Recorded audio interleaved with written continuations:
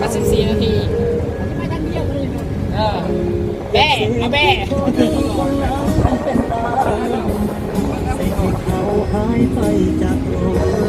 เอาโน่นตักใส่เลย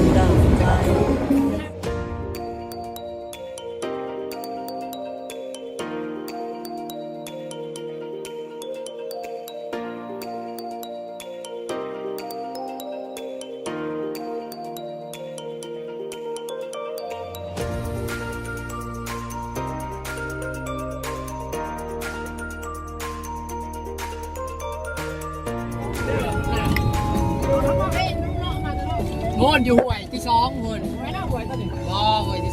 2ห่วยรอดได้ไหนห่วยรอดได้ไหน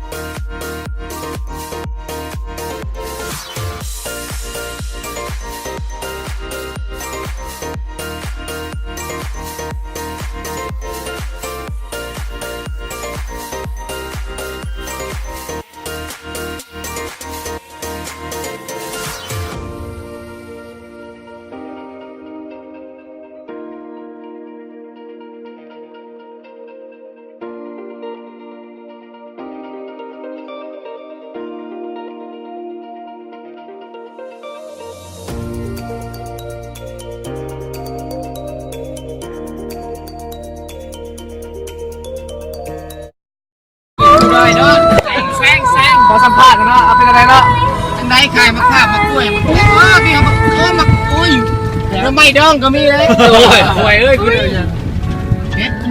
ก็หอดมานอนตามวันนี้เมื่อเดินทางสมุทรปราการเนาะผมไปใกล้ผมมีสไลเดอร์มีสไลเดอร์เว้ย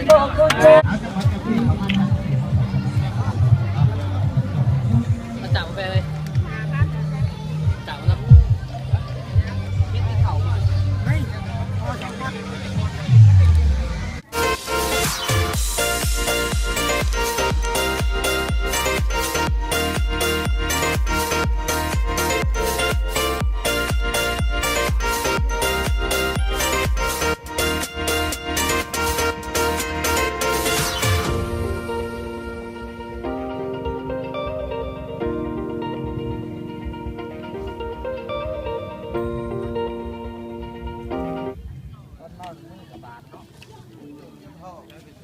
ทีมงานเรากินข้าวเปียกนะตอน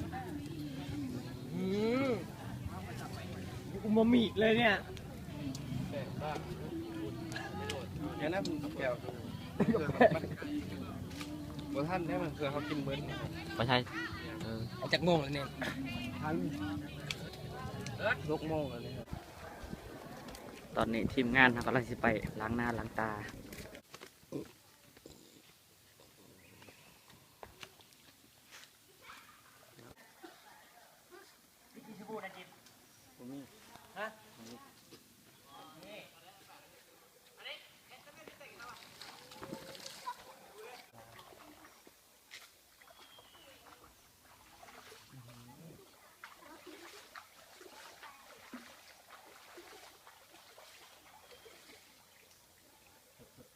น้ำใด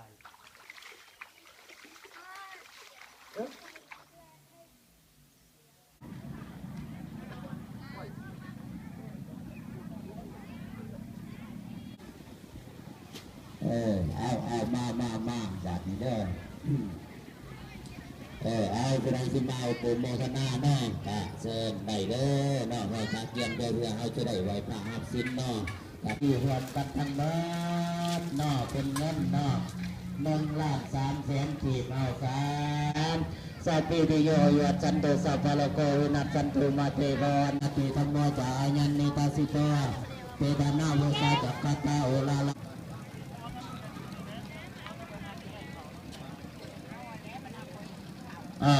เป็นญาติโยมเราเนาะ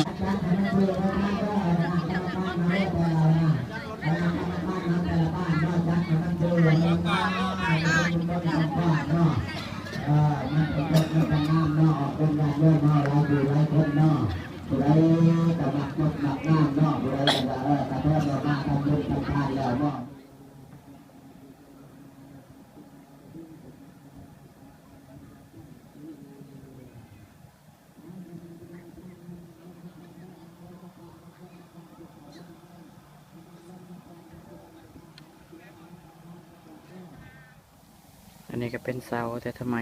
เก่าแก่หมดแล้วเนาะ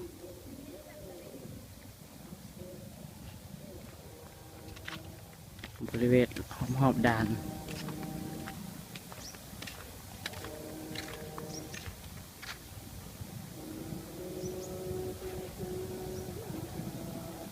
อันนี้มันด่านมนเด้อ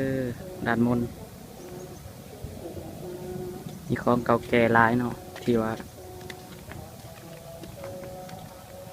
ตัวอย่างเสานี่ครับก็สิหลายร้อยปีแหละ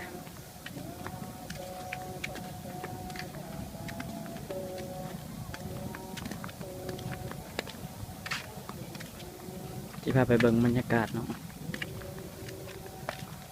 อันนี้มันถึงพวกปูสังแหเด้อแคมปูสังแห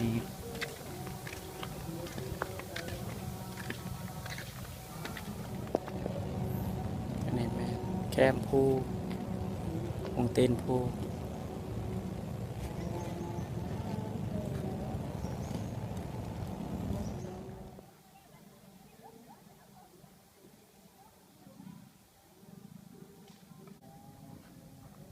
เป็นแผ่นหินแล้วก็มีต้นแบบนี้งามลายเนาะแล้วก็หินไว้นี่ไว้ให้ลูกหลานเบิ่งเนาะนี่ก็จะก่อหินแบบนี้ไว้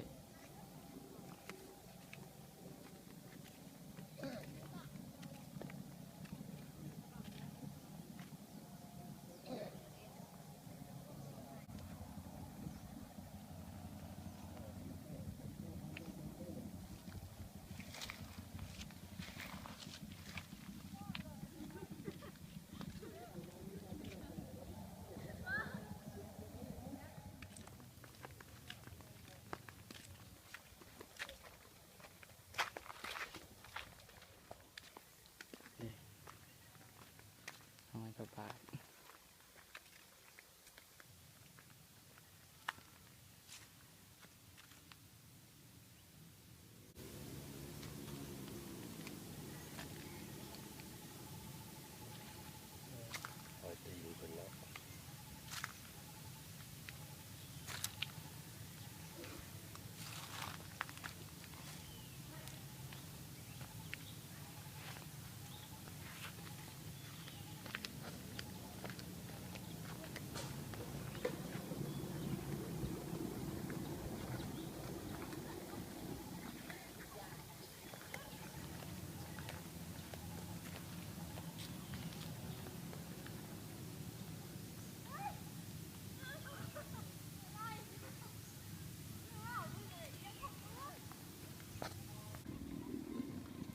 น้ำสร้างแก้วอันนี้เนาะน้ำสร้างแก้วอยู่ด้านคันด้านมนอยู่ด้านมนถือว่าเป็นบ่อนศักดิ์สิทธิ์ของปูที่เสียถืออีกก็ว่าได้เนาะก็เลิกเติบเป็นหินแต่ว่าเลิกเติบเนาะเนี่ย